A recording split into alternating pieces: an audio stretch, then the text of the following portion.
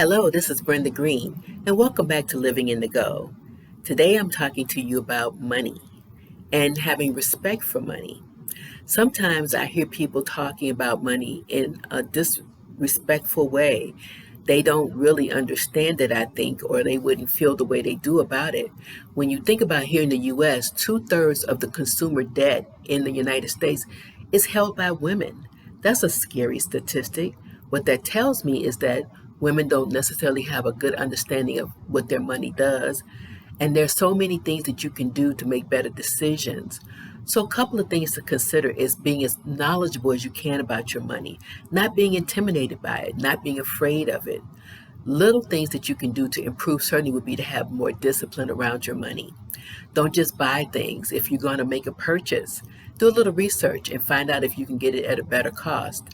Make sure you're not just out there spending and buying because you want to feel good, because eventually the bill comes due and then you don't feel so good. When you go to get a loan, make sure you're doing all of the due diligence to make sure you're getting the right amount, that you're getting not more than you need, and that you're paying a low interest rate. Those are all parts of discipline.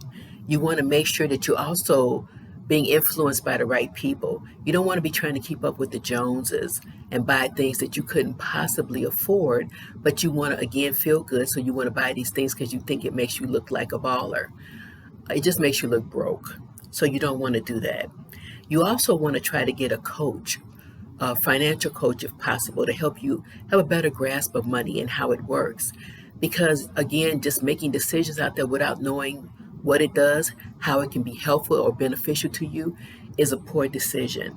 Again, if you have respect for it, then you will do better. It's first having respect for yourself and knowing that you're a smart individual, that you can figure it out. Don't be intimidated by money. Don't be afraid of money. There's so many things that you can do. I was looking at some statistics in terms of how women, for example, and some men too, how their money situations fluctuate. Right now, the average income for Black females in this country is about $35,000. Now you hear women saying, I have multiple businesses, I'm doing all these things, I'm a boss, I'm a whatever, but the average is still $35,000. That's not even talking about if they have children or not. But these are single women, single Black women. Single white women are only making 41,000. It's a little bit more, but it's still on the low side. The average for males, for Black males in this country is about $41,000.